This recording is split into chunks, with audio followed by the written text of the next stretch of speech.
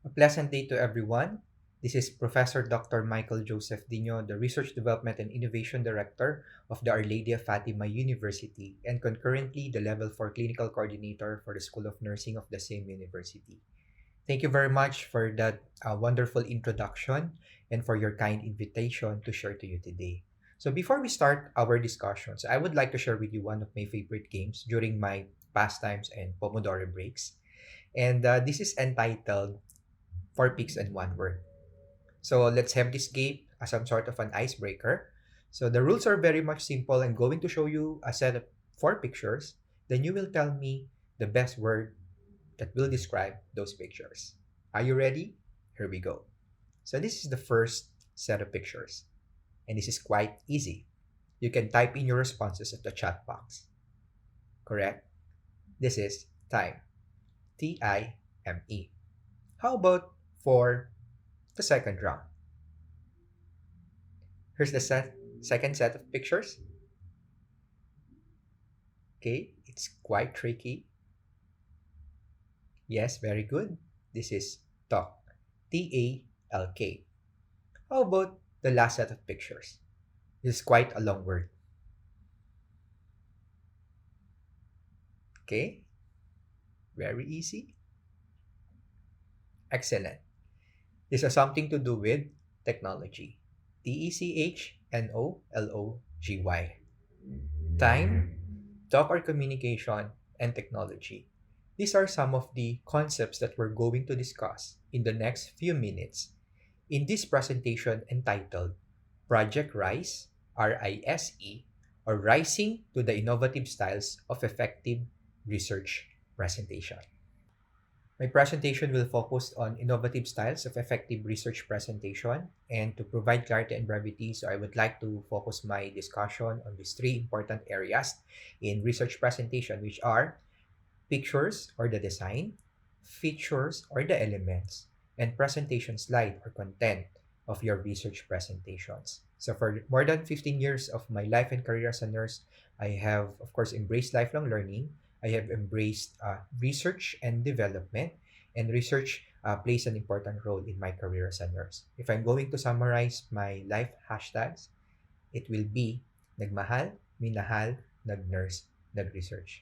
Currently, I'm residing here in Baltimore, Maryland, completing my second PhD, and that is PhD in nursing at the Johns Hopkins University, which is one of the top nursing schools around the world. And as a student of Johns Hopkins, we are embracing lifelong learning, and I'm also embracing a lot of opportunities and possibilities, the different designs and methodologies as far as research is concerned. And part of that is being balanced in terms of life, and being balanced, of course, in terms of studies. So, way back in 2007, okay, so after completing, of course, my BSN degree and passing the board exam, so I devoted my life in research presentations, and I have been through a lot of research presentations, including lately. I've been to, of course, Japan, Australia, Thailand, Canada, Singapore, USA, Korea, and some places that sometimes you can't imagine that I'll be presenting my paper. And just last month, I was happy because I have attended, after so many years of being in this pandemic, the celebration of the 100 years of Sigma Theta Tau in the biennial conference of Sigma Theta Tau International Honor Society in Nursing, where I, of course, presented my research that I have completed recently. As a nurse researcher, educator, and innovator, I'm also proud and privileged to become part of the Apple Distinguished Educators Group way back in 2013. So, Apple Distinguished Educators is a group of education leaders recognized for doing amazing things with Apple technology in and out of the classrooms. And I can say that majority of my skills as a research presenter, I have acquired this through the trainings that we have gotten from Apple. At Apple, we're only there are more than 2,000 ADEs around the world. So this is a picture of the ADEs, or Apple Distinguished Educators, who are based in the Philippines. And in total, there are only two nurse ADEs, of course, around the world. And way back in 2015, I was privileged to be part of the advisory board for Asia and the Pacific of the Apple Distinguished Educators Group, where I focused on research that are related to health and medicine, including, of course, the development of teaching materials that can be used for nursing. So every year, we're having this conference wherein they are sharpening our presentation skills and the manner on how we create our presentation. But unfortunately, because of the pandemic, so we canceled two events. But nevertheless, Apple is sending us, of course, a lot of uh, freebies just to inspire us to be to use technology not only in education but of course in research as well. So one of the most prominent things that I have learned from Apple are some of the principles of Steve Jobs. And just like if I may quote, Steve Jobs once mentioned, technology is nothing. What is important is that you have faith in people that they're basically good and smart. And if you give them tools, they'll do wonderful things with them. If you're going to present your paper, it doesn't depend on the technology that you are using, but how you use your technology. So it also will not depend on how advanced your technologies are or how comprehensive your research is. But of course, on the manner on how you carefully craft everything together to form a very fluid and coherent presentation. So that's the first thing. The second thing that I have learned from Apple is that everyone has a story that you need to tell. Whenever, whatever kind of presentation that is, if that is a research presentation or a seminar or a training program, so everybody has a story that you can share. And consider presentation, every presentation that you're going to do in nursing as a sharing of a certain story. Okay? And you can share about your research experiences, you can share about your goals, your missions of that paper, and part of that you can also mention a lot of stories behind those research presentations to make your research presentations very much interesting. So starting 2017, using the skills and training that were given to us by Apple, I presenting my work not only in Apple Distinguished Educators, but of course in the field of nursing, in research conferences that were conducted in different parts of the globe, in Indonesia, in Korea, of course also in virtual forms because way back in 2005 there emerged a different way of presenting paper, and that is through audio video presentation. So I also have some in-person presentation activities in Japan, mostly of course in the US, of course, and part of that, of course, one of the benefits of being a researcher is when you present your paper, you have chance of traveling around the world. So after research presentation, sometimes you allot some of your time, of course, navigating your environment. And I think these are some of the rewards that researchers and even research presenters are receiving, right? So when you are presenting your work, you're also learning about people. You're also learning about the culture and how nurses or nursing is being practiced in different, of course, parts of the globe. Okay? So one of the striking message that I want everybody to know is that when you present your research paper, so let your tongue speaks what your heart thinks. Okay? So meaning you always share your research presentations as if you are very much passionate about the things that you're doing as a nurse researcher, and always craft your research presentation based on the things that will make you happy as far as your research is concerned. Okay, so let us start first with discussing the slide content and of course delivery. Okay, very important. You cannot give what you don't have. You cannot have a research paper to present if you're not conducting or engaging yourself in research work. And I know everyone would agree when I say that in nursing, we are always craving for quality research. So when we say craving for quality research, I'm talking about the qualities of a good um, researcher, an acceptable researcher. And for me, a good and acceptable researcher would be comparable. So this is based on both national and international standards. They are reliable, wherein it matches with your expertise as a nurse. It is acceptable in terms of the method, manuscript, content, and format. It is valid, pre-checked, and verified by expert. And it is explicit or clearly and concisely written. And for the past several years, the standards in nursing are now becoming more and more demanding, right? So instead or in addition to research production of papers and manuscripts. So nurses have this responsibility of presenting or disseminating knowledge through research presentation or research publication. And sometimes you can also produce something out of your research papers for patent registration, and finally for pitching for use in the community. So for this presentation, I would focus on the second P, and that is how you present or disseminate your research papers through presentation. And as a research director of the university, at the end of the day, I always categorize the products of the university into four possible types of research. So let me show you this diagram that actually compares the design and the content of research paper. So at the upper portion of the diagram, you have the good design. The lower portion, you have the bad design. On the left, you have the bad content, and on the right, you have the good content. So if we're going to combine all of those things, so there are actually four types of research presentations.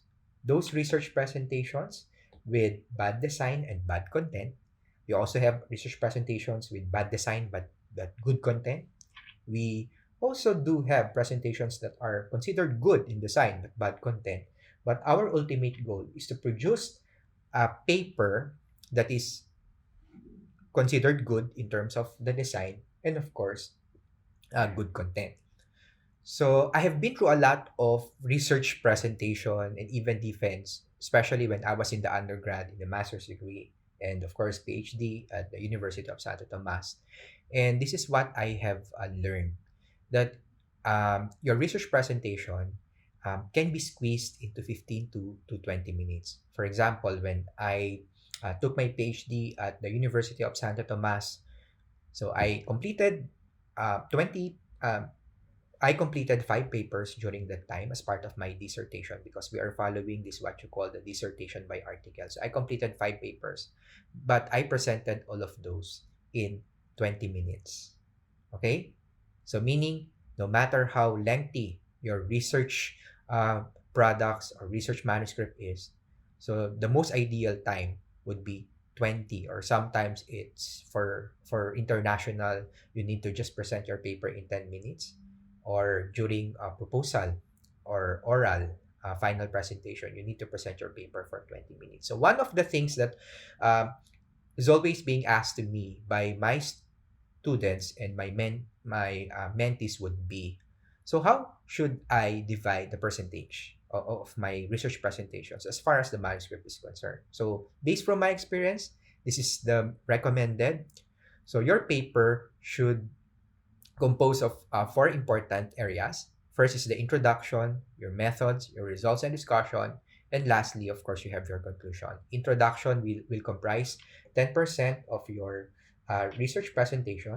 Your methods, the process on how you did your paper would be 30%, and the results and discussion is 50%, and the conclusion, of course, you have your 20%. As you can see here, the most important would be the results and discussion, because this is where you can find the answers to your research questions. Okay?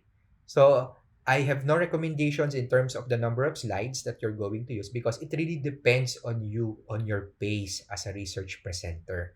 So instead of presenting to you the recommended number of slides, so I would like to showcase the recommended duration in minutes, okay, for each of the component. So for the introduction, it is recommended that you allot 2 minutes for that.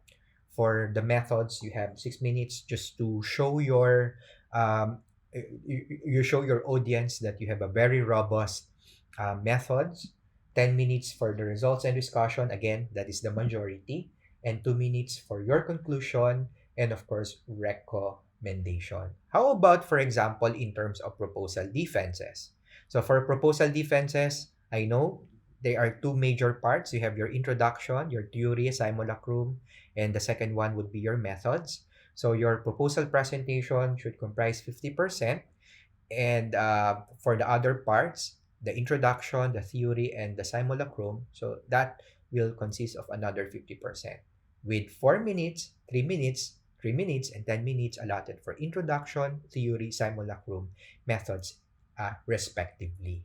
Okay, but of course, if you completed your paper already, so you're going to present the whole manuscript in IMRAD format, just like, of course, the guidelines that I showed you in the previous slide. Okay, second tip is be present when you are presenting. Okay, so do not read through your slides. So as much as possible, you delimit the number of words or sentences in your slide. So previously we have the 7-7 rule. There should be, of course, 7 lines. Okay, and for me, I'm really a visual presenter. Sometimes I just put their icons, I just put their tables and charts, and let the pictures talk to the audience while I give an overview or a story behind those data. At this juncture, let us now take a look at the slide elements of a research presentation.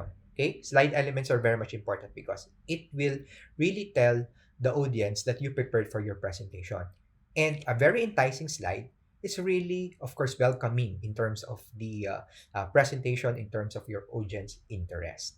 Okay, so I'm going to share to you now some of the things that I have learned from our Apple training in terms of presentation.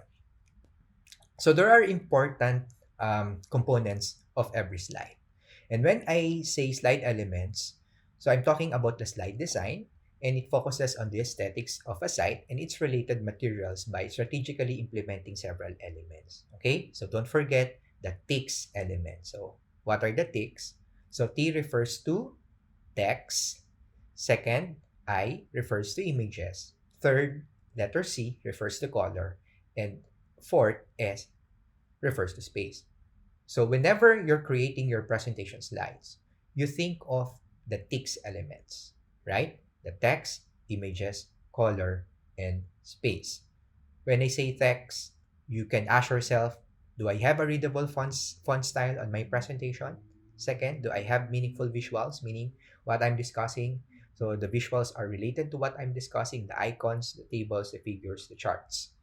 In terms of the color, am I presenting a very pleasing hues to my audience? And the space, is there a creative placement of the items and the elements in a particular slide? So let us dig deeper in each of these elements. So let's start first with the text. There are actually different types of text. We have the serif fonts, just like with the following attributes. We have the sans serif fonts who are slight, of course, thinner as compared with other types. You also have the display fonts that are sometimes, of course, italicized. Okay? So the most important consideration as far as text is concerned is that you always need to take a look at your slides if your fonts are really readable. Okay?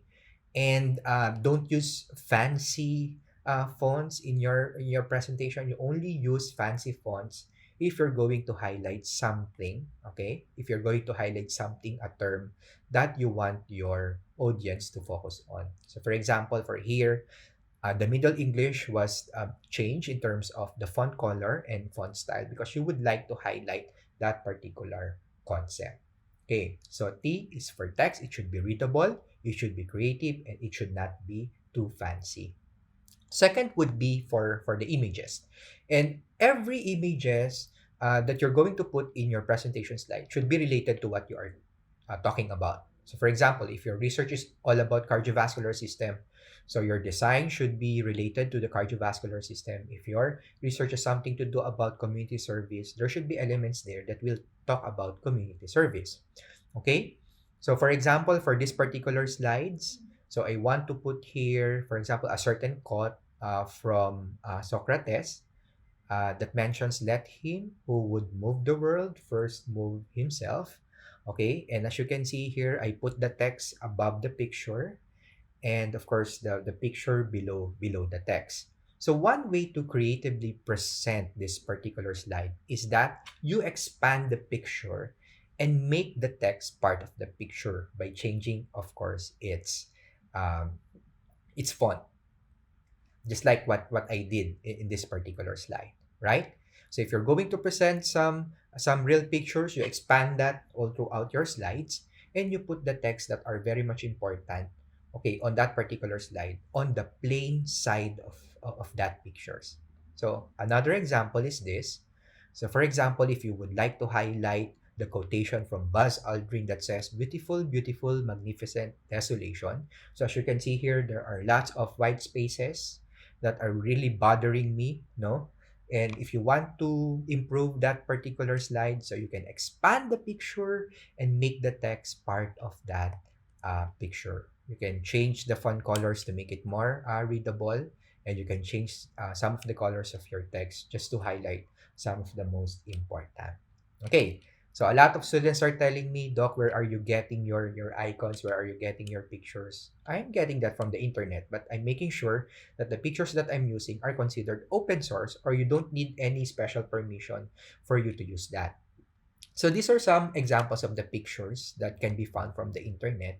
But for me, I don't, of course, suggest that you use those very traditional pictures. You use pictures that are high quality. You use pictures that are considered 3D in quality, and those that considered high density. So for me, whenever I search open source pictures from the internet, I always put their Vista icons, HD icons, Mac icons, 3D icons. And sometimes when I download a certain picture, there's actually a white background, which is different from the background that I'm using in my slide.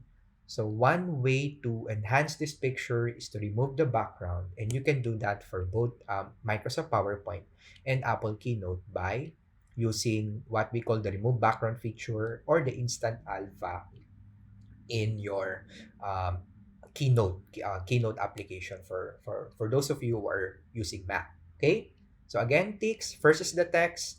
I would be the images, it should be meaningful, and next would be the color. Colors are very much important because it will support the message that you would like to share as far as the elements of your research is concerned. And there are several iterations in terms of colors that you can use. Okay, so just to give an overview, we know that colors, we have what we call the primary colors. Okay, we also have the secondary colors, which are blends or combination of the primary colors. We also have the tertiaries, okay, which is a combination of primary and secondary colors. And we also have what we call the complementaries, okay, colors that are opposite one another. So what is a good recommendation in terms of choosing the colors in your slide? Okay, so you always identify if you would like your slides to be light or dark, because it will give you an idea on what colors that you should be, of course, adapting. Okay, and there are several iterations as far as colors are concerned. So one way to select colors is to take a look at the color wheel. Okay, so these are the three uh, color combinations that are considered pleasant to the eyes of your audience. So first would be the monochromatic, meaning they are the same color but different shades, just like what you are seeing right now. There are different shades of blue-green, different shades of brown, and different shades of orange. So we call that color combinations monochromatic. Same color but different shades, lighter and darker shades. Next would be analogous. So analogous are color combinations that are next to each other in the color wheel. So you saw the color wheel that I presented to you earlier. So those colors that are beside each other, we call that analogous combination. And these are pleasant also. And another would be complementary combination. So these are the colors that are opposite the color wheel. So for example, you have the color wheel, you need to pick one color and exactly opposite of that color in the color wheel. So that would be the complementary combination. So again, monochromatic, analogous, and complementary. Monochromatic, okay, so same point in the color wheel but different shades going to the center. Analogous, okay, so those are the colors that are beside, okay, uh, beside each other in the color wheel. And when we say complementary, that's the opposite, opposite combinations of colors. So for you, when you are creating your slides, right? So you need to take a look at the possible combinations because these three types of combinations are the most pleasing to the eyes. Okay, so ticks again, text, eye images, okay, C is color, it should be pleasing, and lastly, for that slide element would be space. You need to utilize space creatively in your research presentation slides. For example, there are some principles that are underlying those spaced elements in the text principle. So bigger text appear superior and smaller text appear inferior. So just to illustrate that, I have created this particular combination of shadow, bigger text, and smaller text. Okay, just to show you some sort of depth, right? So bigger text appears nearer and smaller text appears, of course, farther to you. So it can create some sort of a 3D effect whenever you're presenting. The spaces between your text will really tell something, just like this one. This is very much compressed, but this one is quite expanded. It's very difficult for the readers to and the audience to see. This is quite small, and this is, of course, just right. So you can play with the spacing of your text, okay, at MS PowerPoint and Keynote.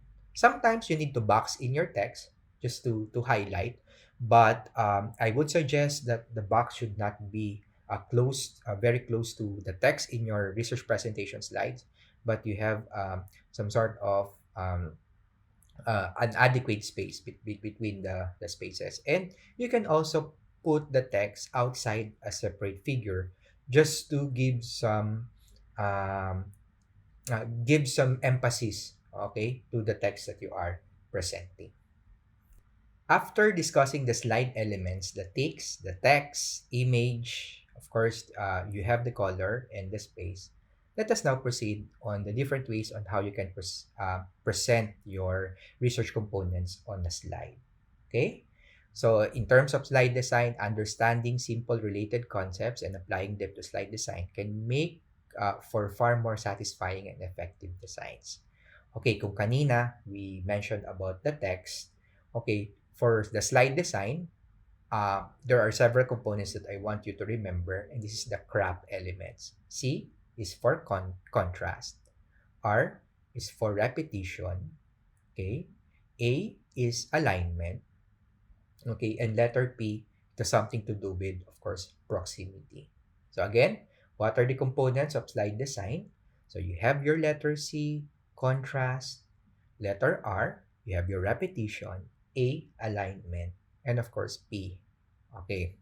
So yeah, so this is based on the non-designer's presentation, a book that were, of course, showcased to us previously during one of our training sessions. Again, so you have your CRAP slide design. So first one, let's talk about contrast. Okay, so in terms of contrast, so if you're going to show a combination of background and text, you make sure that if you're going to use a lighter text, you need to have a darker color of the background and vice versa. If you're going to use a lighter background, you need to have a very solid colored, of course, that's just like what uh, was shown, no, is being shown in this particular slide. And if we're going to put it together, okay, so let us take a look at some of the versions of the slides that I have created previously. So for the first example, you always make sure that your title slide is very much welcoming to your audience. Okay. So just to give you an overview, so I asked permission from some of my mentees here. So whenever I do mentoring in the graduate school, so syempre, you focus first on the content because if the content is good, okay, so you have an edge to in terms of research presentations. Okay, so firstly, I ask my students to create their own slides. Then after that, we practice and I give comments to their slides and give them some examples on how they can enhance this. Okay, so one time, one of my advicees sent me the presentation slides that he created. Okay, and I asked permission from him. The title of uh, the the research paper is Sonographic Renal Dimension as a Correlate of Estimated Glomerular Filtration Rate in Clients with Chronic Kidney Disease or CKD. Okay, I always tell them that your picture should be related to the topics that you are discussing. And since this is all about kidneys, what the my advisee created is a slide with a picture of kidneys talking to each other. Okay, this is from the PKD clinic.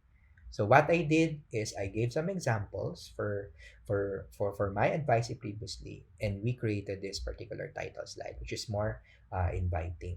Okay, and previously also when I'm presenting my research work or even during some of my talks, so I make sure that the pictures that are here are related to the topics that I'm discussing. So, for example, this presentation is all about classroom-based games, and I put here pictures of children as if they are playing games, and the logo of that particular organization who invited me on the white space. Okay, another presentation. I was invited uh, by this association, the Philippine Association of Diabetes Educators and Association of Diabetes Nurse Educators, during the 12th Joint Annual Convention of these two organizations. And I talk about how they can start doing their research projects, how to kickstart research project.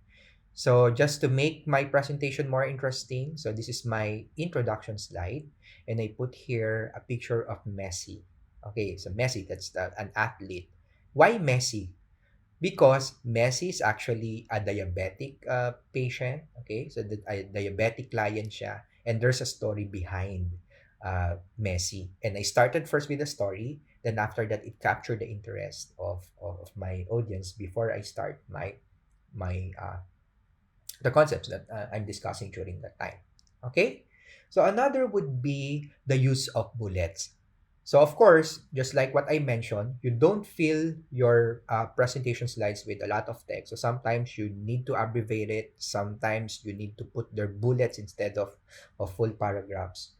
So in terms of creating your bullets, you make your presentations also very much interesting by putting additional elements or figures. So for example, instead of presenting that just like that very traditional, so you can present your exclusion criteria for your research in the following manner, and this makes it more interesting. A combination of different um, complementary colors. Okay, good combination of different complementary colors, and orange highlights, of course, your respondents. Another would be when citing quotation in your research presentations. So you need to be creative as well. You don't just use a white slide with dark text or black text in it. Just like, for example, this slide. Okay, this is quite boring, but to make it more dramatic, I'm going to change the background to black and the text to white. So that makes it more dramatic. However, as a rule of thumb, do not use black background. You use darker gray, just like what you are seeing right now. So instead of having a dark black background, so you use a dark gray. Okay, and we can enhance this further by changing the case of those important keywords in this definition. And we can also further improve and make it more impressive by, of course, adding some colors to the keywords that are very much important for that particular definition or quote that you would like to highlight, right? So even if this is more texty, no? So once your audience take a look at your slide, so they will come across several keywords and they will easily understand what you're talking about. Okay, next would be third example would be the creative page. Okay, so how can you make your presentation slides more creative in terms of, for example, your methodology or your methods that you're applying on your paper? So this was one of the sample slides that were sent by one of my advices previously. So yes, there's color, but this is not that interesting. So what I did is I gave an example on how we can make it more interesting. So we just put here some pictures.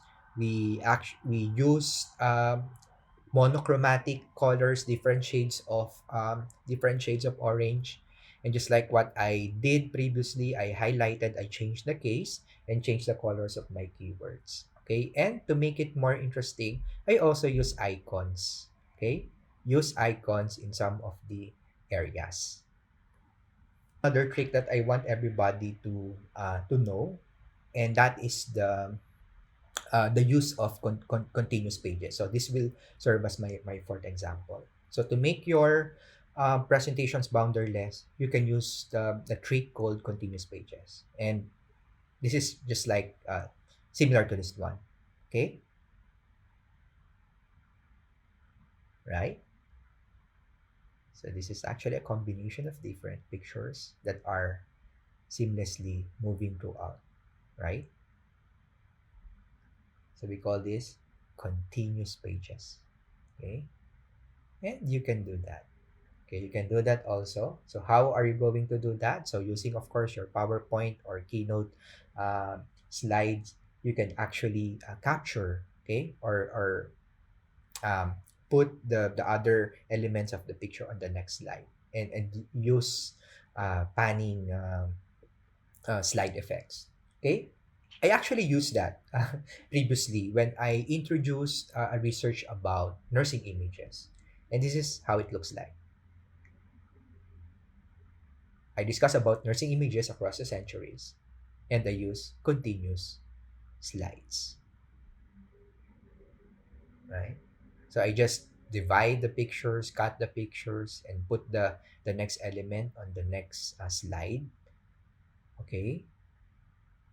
And another trick that I would like everyone to know would be video enhanced slides. So to make your slides more interesting, you can actually put there moving pictures because there's a Chinese proverb that says, "Tell me I might forget, show me I might remember, involve me, and I understand." And immersing your audience to videos, it's like involving them to the whole picture.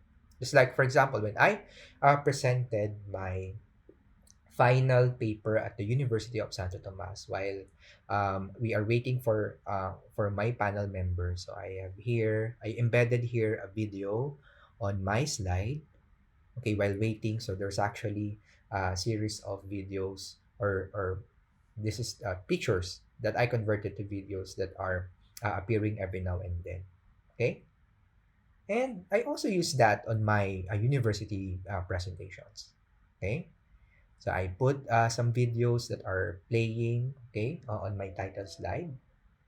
And for me, being an enthusiast of a PlayStation, I know everybody can distinguish this video, right? This is an open source video that I came across from the internet. So there's actually a video that is part of the slide.